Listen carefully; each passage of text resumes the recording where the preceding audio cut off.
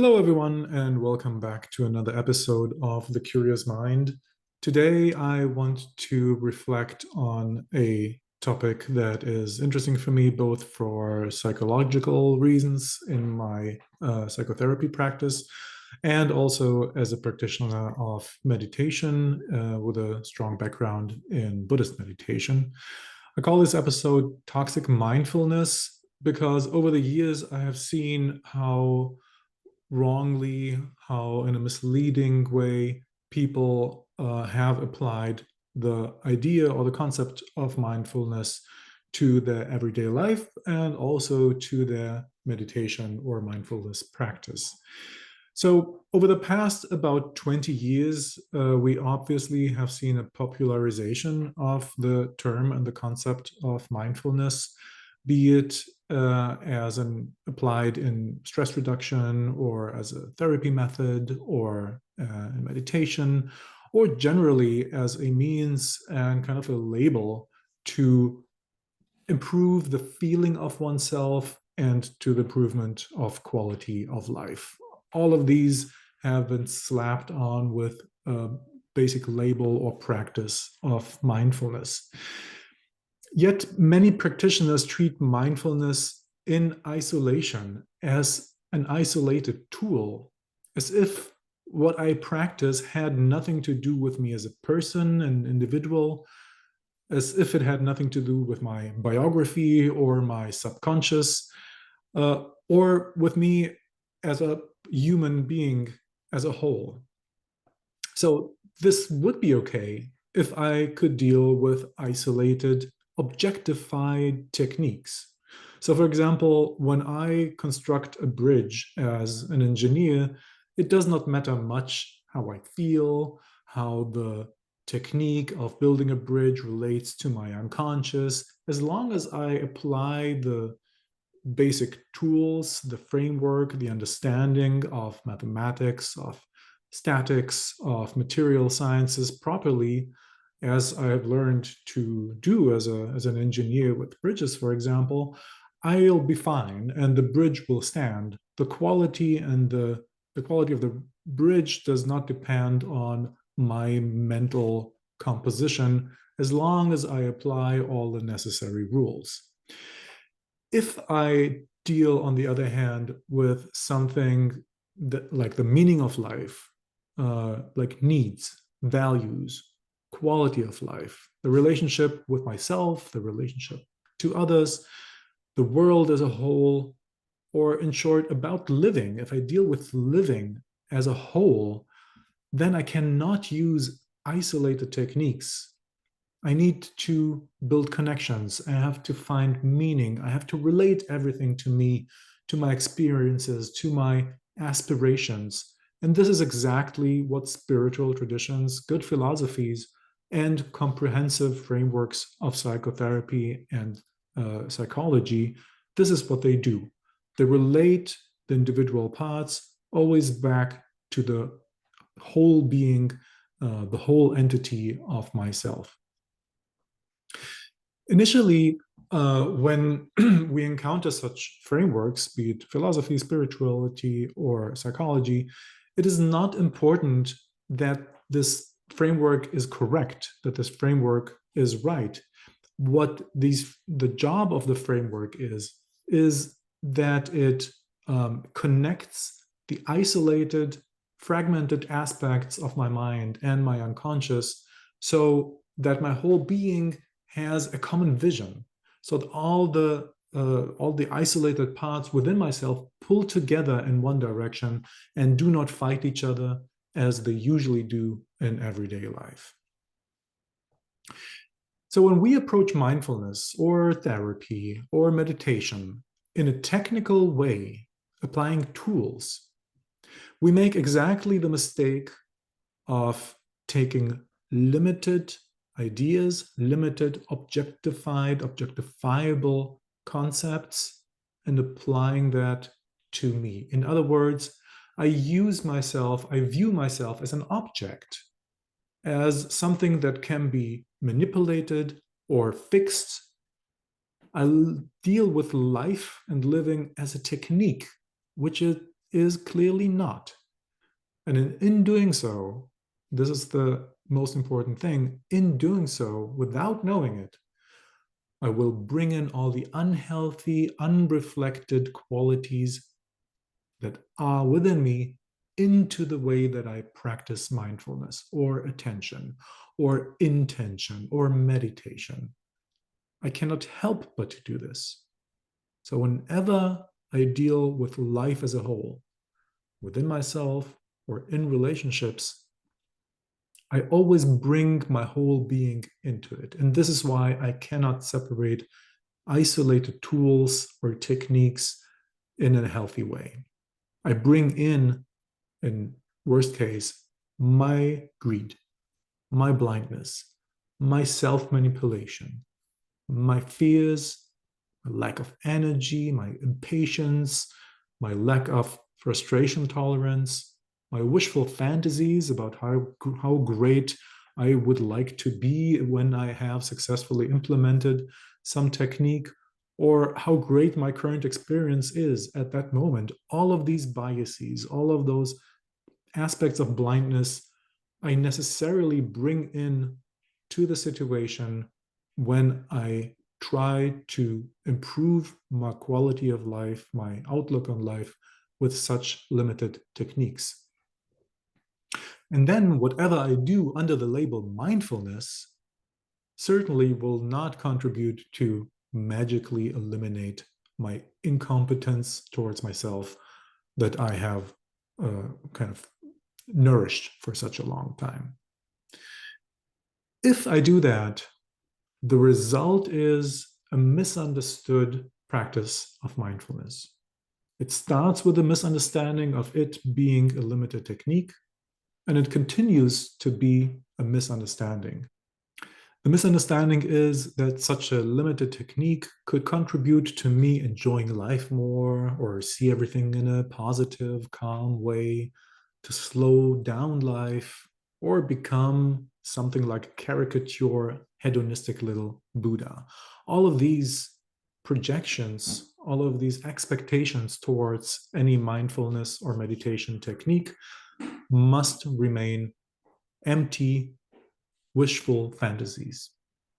And precisely because we practice bypassing our inner reality with such a tool-oriented perspective, and because we are not taking all parts of ourselves with us, our mindfulness practice must become unpleasant or boring or pointless.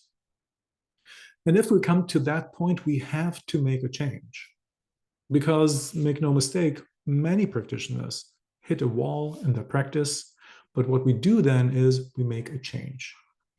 We recalibrate our practice, we bring in more curiosity, we try to understand what is actually going on, and this is how I bring parts of myself into the practice. I understand that my response of frustration or anger towards myself and so on is a reflection of how I treat myself when I hit a wall, when I try to implement such a fanciful ideal, and then I'm bound to success, to a lack of success.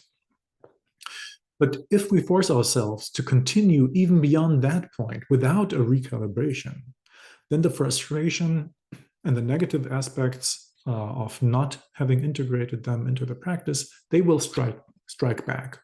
And we will build an aversion and an allergy towards anything that is related to mindfulness in any way.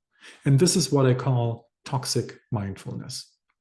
This is not just a stagnation, but I will burn the path to a healthy mindfulness practice for the near future. If that happens, then I will not want to know anything about mindfulness or mindfulness related or meditation related for a few weeks, months, or even years.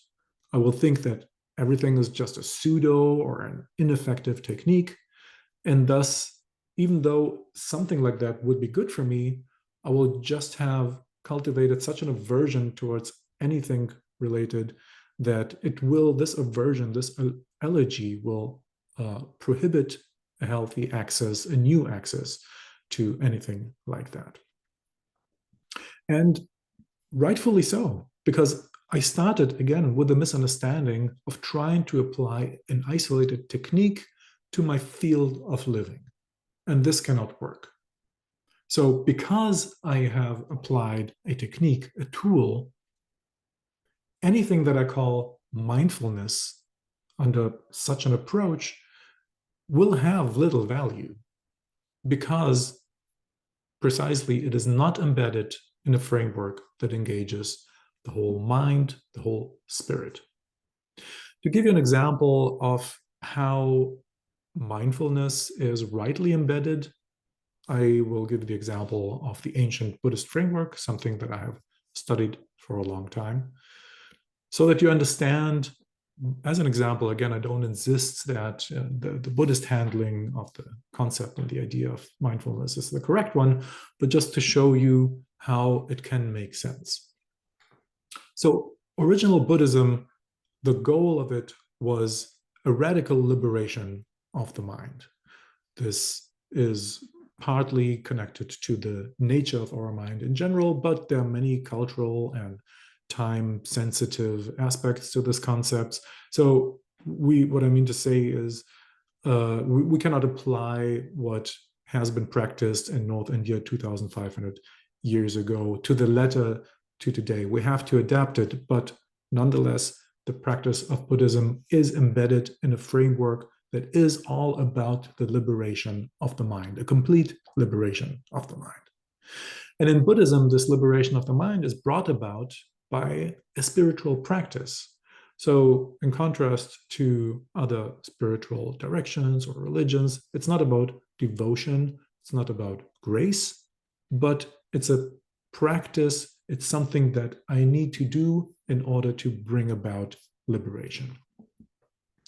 In this practice, and this is more specific about Buddhism, some parts of the mind are applied to other parts of the mind.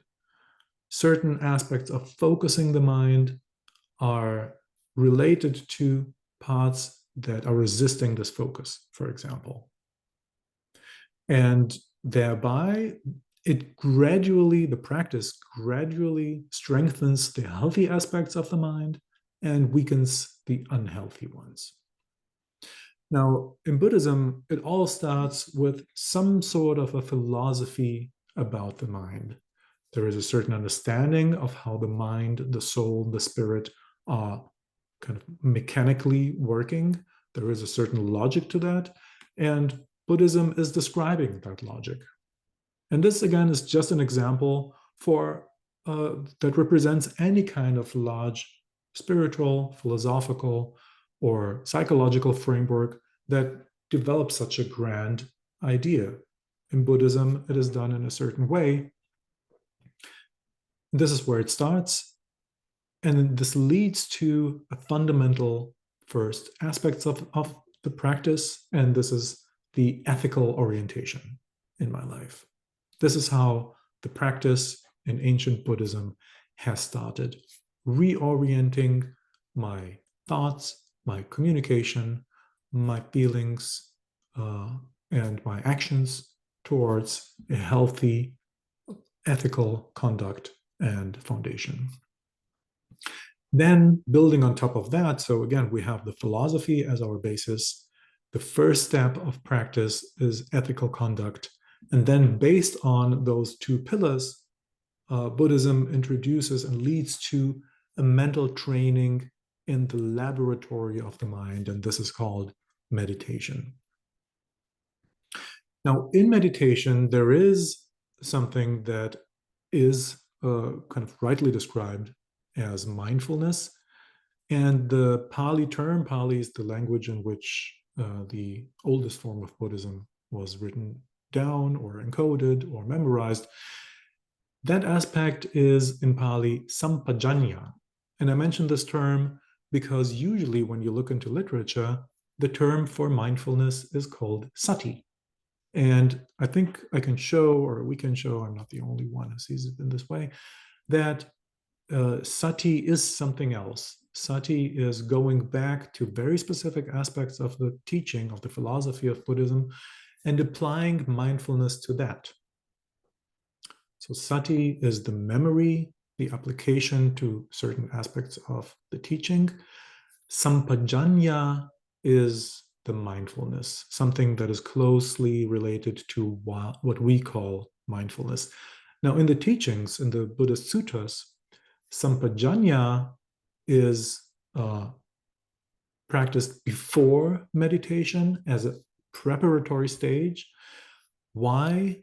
It doesn't have a purpose in itself. It doesn't make life better. It doesn't make me happy. It doesn't make me whatever, anything fanciful. It has the specific purpose to prepare a certain muscle, a mental muscle. I mean, it is a metaphor, of course, for meditation. The practice of sampajanya in the Buddhist framework is to be mindful of the body movements, to be mindful of my sensory experiences, to be mindful when I eat, when I swallow, to be mindful when I go to the toilet, everything that is connected with everyday bodily experiences. The idea is not to get lost in it as a practice per se. I'm supposed to learn to flex that muscle of mindful attention to when I want it to happen.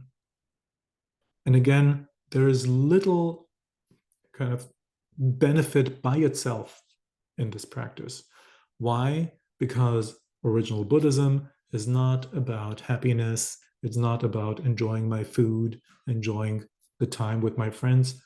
No, everything is embedded in a framework that should lead towards the complete liberation of the mind.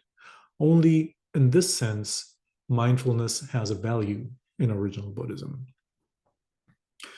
Having learned how to flex that muscle, only then we take this quality of sampajanya, the quality of mindfulness, we go into the laboratory of the mind, and we apply the quality of mindfulness to the inner working of the mind. Then I apply it, for example, to emotions, I apply it to thoughts, I apply it to the quality of the mind per se. This is how it makes sense. So this was an example of how within the Buddhist framework, mindfulness and mindful attention has a very specific spot, a purpose and a value, and how it contributes to the big goal, which in this case is liberation. Okay, so wrapping it all up, what is my recommendation? My advice is, if you cannot commit to a specific practice, be it Buddhist or philosophies such as Stoicism or skepticism or idealism or any kind of grand psychological framework, if you cannot commit to it, which is understandable, then you can also not expect the results that would come from a dedication to a big model that is designed to inspire and engage the whole mind. So you have to curb your enthusiasm, you have to curb your expectations towards the outcome of such a tool-based approach. First, do not misunderstand mindfulness and the label of mindfulness if you practice in such a tool-oriented way. Don't misunderstand it as what Buddhism calls mindfulness or any other big system calls mindfulness, but see it as a limited Western modern technique, such as Pilates or jogging or nonviolent communication, something with a very limited perspective and being also conducive in a limited way to our lives. Second, don't overload your system with this isolated practice. Practice it while it's fun, let it rest when it's not fun, pick it up when you want to, or move on to the next technique, to the next tool that you think will help you in a more isolated way and will contribute to a general kind of well-being without answering the big questions of life. And third, in addition to the technique of mindfulness, also practice inattention, practice not awareness. What I mean with that is let go of the understanding that everything has to be meaningful, every experience, that you should not waste your time. Every moment needs to be filled with some psychological improvement or a spiritual improvement. Let your mind wander, allow yourself to daydream, to relax, to let loose, and to enjoy everyday life and your free time. I hope you could benefit from such warnings that I gave you about the application of isolated techniques into your daily life. Reduce your expectations towards such techniques. If you can, find with curiosity aspects that do inspire you, that you find really fascinating, and thus allow the kind of diverging aspects of your mind, the aspects of the unconscious, to come together and pull towards one goal. And with that, you can assure that you will not be fatigued and frustrated by a practice that you have not been fully interested to begin with. Let me know in the comment section if you have questions or comments, and as usual, I will try to pick them up at a later time. Thank you for your attention. Goodbye.